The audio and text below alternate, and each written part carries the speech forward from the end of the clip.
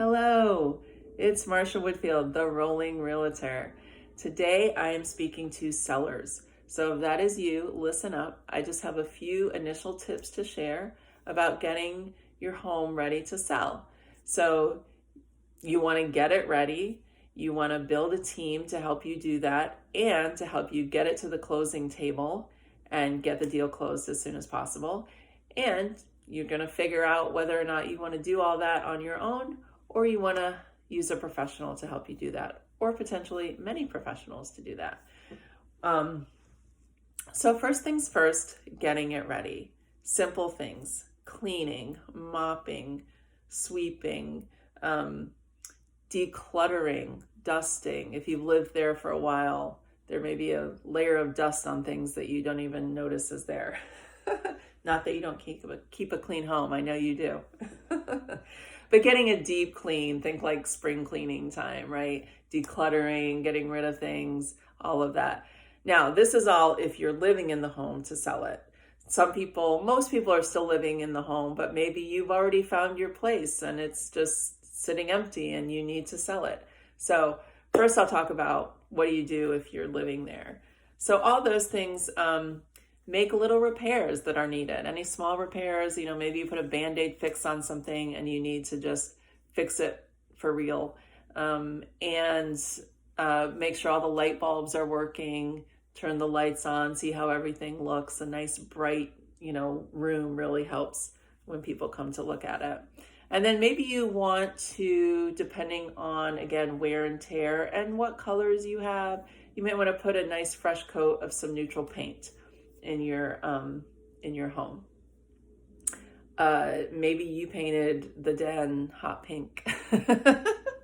Now, I might want a hot pink wall in my den, maybe. But a lot of people won't, and you want to maybe paint that over before we put it to market. So those are just some suggestions about getting it ready, and which brings me to building a team. Maybe you need some team members for that. Maybe part of your team is painters or cleaners or someone to advise you on a neutral color that works well or something like that. So maybe you have an interior decorator you work with, or even a real estate agent can make those decisions sometimes, help you, because they sell and buy, help people buy and sell homes all the time. So they know it works. So there's that. Now, before we go on more into building your team, you do at some point want to think about pricing. And I'm not going to go into big details about pricing today, but just to say, you are going to at some point have to think about pricing it. And again, that's an obvious one, but I just wanted to mention it because I would be remiss if I go through all these things and don't mention that you have to price your home. So I'm actually going to tease you a little bit with that and say that I'm going to do a separate video for you about pricing. So that's that. Let's continue with building your team. So you've got these little things to do to get it ready. And again, if your home is empty when you sell it, you'll clean it and paint it and make little repairs. And then you might want to hire a stager, or you might want to stage it yourself, put some furniture in there just to make it look nice. Now, these days you can do virtual staging, which doesn't help when people come to actually view the home, but it could help show them what's possible, and it can definitely help online. And you can say this is virtually staged, but it can help give people ideas of what's possible. After all of that, so you've got your house painted, it's clean, you've done a spring cleaning, even if it's the middle of winter, and you've painted a wall, and maybe you've staged your home, or maybe you've move some things out of the way. Then you are going to get ready to market it. And the first thing with that is taking some good photographs. So you might want to hire a photographer, a professional photographer. I would highly suggest that. Now, I have a pretty decent phone and it takes pretty decent pictures. People compliment me on my pictures sometimes, and I say it's my phone. but it can still be very valuable, and I think give it an extra quality to have a professional photographs done. So I think that's something to really seriously consider when you're thinking about putting your home up online and getting people in the door. So now we've gotten photographs taken. Maybe you've gotten a video done. You can hire a videographer. There are people who do like 3-dimensional floor plans nowadays. There's so many possibilities of what can be done to help with the visual marketing of your home. So that's the next thing. You want to market it. Maybe you need a team of people to do that, or someone who professionally does that to help you market it and get it out there in a way that gets the most eyes on it and gets it out to the most people. You've got, online resources like Zillow or the New York Times, or New York City, like New York StreetEasy.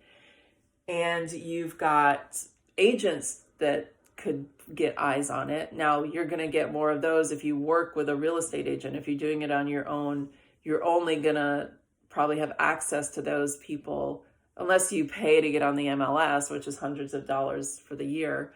So maybe not feasible, but you can put it on StreetEasy, put it on Zillow. You're going to pay for that yourself. And that's going to be your only exposure if you do it that way. Some people make a website, and you could do that. You can make a website and bring traffic there. And again, social media is a big marketing tool these days. There's lots to do. There's lots you can do.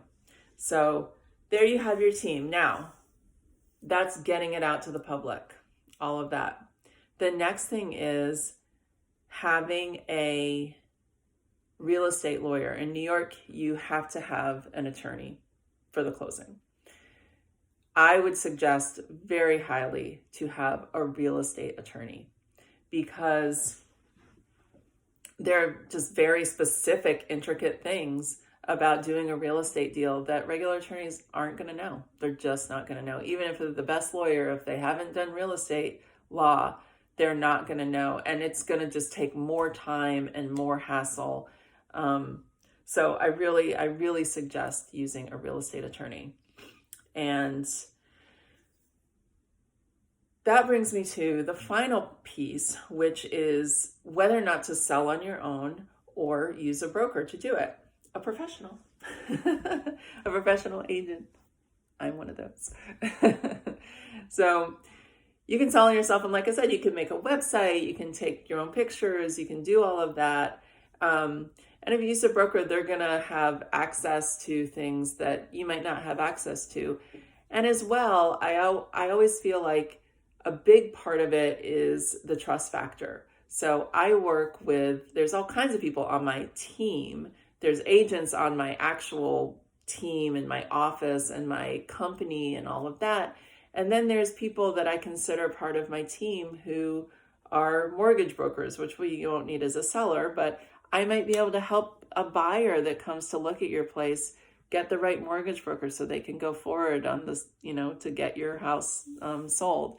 I work with all kinds of different people who I trust, right? Or who my teammates trust. So I have that level of trust, or a real estate agent has that level of trust built already that they can pass on to you.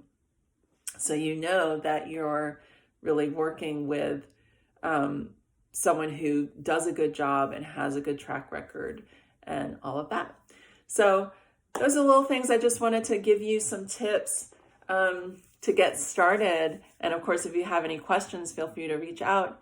And I will do further videos. I'll do a video about pricing, and any of these things. I could probably make another video just about one of these things. So maybe I'll do that. Anyway, have a great day, and I will see you on the next one. Take care. Peace.